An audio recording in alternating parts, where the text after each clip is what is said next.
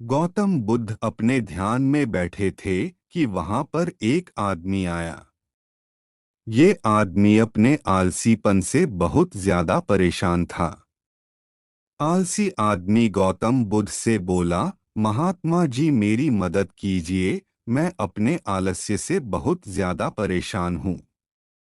आप ही कोई उपाय बताइए जिससे मैं आलसीपन से छुटकारा पा सकूं। गौतम बुद्ध ने उस व्यक्ति से कहा, पहले मुझे यह बताओ कि तुम्हें क्यों लगता है कि तुम आलसी हो। आलसी आदमी बोला, सिर्फ मुझे नहीं, मेरे परिवार वालों को और मेरे आसपास के सभी लोगों को ऐसा लगता है कि मैं आलसी हूँ। गौतम बुद्ध ने फिर उससे पूछा, क्या तुम जानते हो आलस्य होता क्या है। आलसी व्यक्ति बोला, नहीं मैं नहीं जानता, किंतु मैं इतना जरूर जानता हूँ कि आलस्य बहुत बुरी चीज है। इसकी वजह से मुझे बहुत नुकसान हुआ है जीवन में। गौतम बुद्ध बोले, जिस परेशानी से तुम छुटकारा पाना चाहते हो पहले उसके बारे में पूरी जानकारी ले लोगे तो उससे छुटकारा पाना आसान हो जाएगा। आलसी व्यक्ति बोला, भगवान इतनी बुद्धि तो मुझ में नहीं है, आप ही मुझे इस समस्या के बारे में जानकारी दीजिए। गौतम बुद्ध बोले, आलस्य एक मानसिक अवस्था है, एक विचार है जिसे जाने अनजाने में हम खुद ही जन्म देते हैं। आलस्य दो मूलभूत कारणों की वजह से ही जन्म लेता है। एक है शारीरिक और दूसरा मानसिक।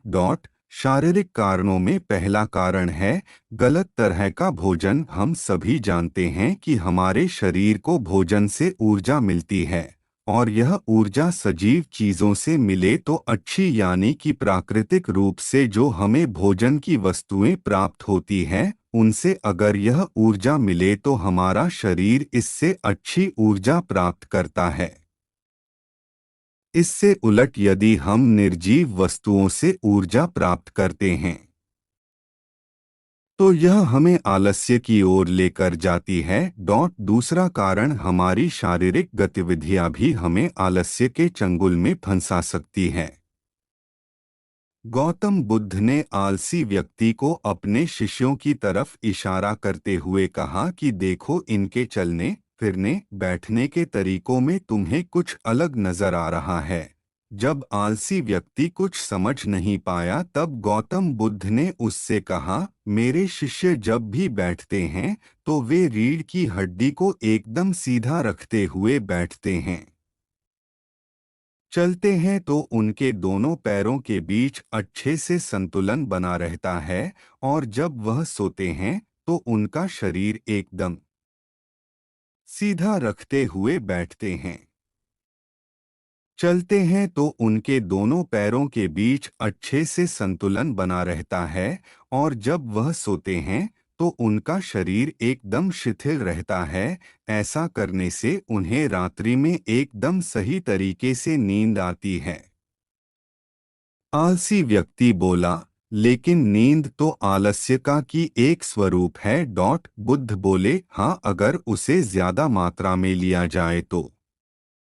बुद्ध ने इस बात को आगे बढ़ाते हुए कहा, नींद कम मात्रा में लोगे तो तुम्हें अगले दिन थकान महसूस होगी और ऐसा करने से ज्यादा आलस्य शरीर में आएगा। नींद ज्यादा लोगे तब भी यही परिणाम होगा कि पिछली बार हम जब उस काम में असफल हुए थे तो हम उसके बारे में जितना जानते थे अब हम उस काम के बारे में उससे ज्यादा जानते हैं, क्योंकि असफल होने के बाद हम उससे काफी कुछ सीखे भी हैं। बुद्ध बोले, दूसरा कारण है आलसी और कामचोर लोगों की संगत। कई बार ऐसा होता है कि हम आलसी नहीं होते मगर जिनके साथ हम रहते हैं हम उन जैसे बनने लगते हैं। इससे छुटकारा पाने का उपाय बहुत सरल है, कामचोर और आलसी व्यक्तियों से दूर रहो। ऐसे व्यक्तियों की संगत में रहो जो अपने काम को बड़ी लगन से करते हैं और तुम्हें कुछ सिखा पाए। कि पिछली बार हम जब उस काम में गौतम बुद्ध ने तीसरा कारण बताते हुए कहा, यह कारण आलस्य के लिए सबसे बड़ा कारण है। काम को कल पर टालते रहना यह कारण इतना शक्तिशाली है कि किसी भी व्यक्ति को बर्बाद कर सकता है। इससे बचने का सबसे आसान उपाय यह है कि जो काम जितनी जल्दी संभव हो उतनी जल्दी कर दिया जाए। गौतम बुद्ध ने आलसी व्यक्ति से एक सवाल पूछा, मान लो तुम किसी रेगिस्तान में फंस गए हो और तुम्हें प्यास लगी है, तो तुम क्या करोगे? आलसी व्यक्ति बोला, मैं जल्दी ही रेगिस्तान के आसपास कोई गांव की तलाश करूंगा या ऐसी जगह की तलाश करूंगा जहां पर मुझे पानी मिल सके। गौतम बुद्ध बोले, अगर तुम्हें काफी देर ढूंढने पर भी पानी ना मिले तब तुम क्या करोगे? आलसी व्यक्ति बोला, मैं तब भी अपनी तलाश जारी रखूंगा क्योंकि ऐसी परिस्थिति में मेरे पास कोई और दूसरा विकल्प तो होगा ही नहीं। गौतम बुद्ध बोले, बिल्कुल सही, और यही है मानसिक स्तर पर आलस्य का चौथा कारण किसी भी निश्चित लक्ष्य का ना होना, यह भी आलस की ओर लेकर जाता है। अब सुनो पांचवें कारण के बारे में। गौतम बुद्ध बोले, सोचो कि तुम्हारे पास काफी सारे सोने के दागिने हैं जो तुम्हें एक जगह से दूसरी जगह लेकर जाना है।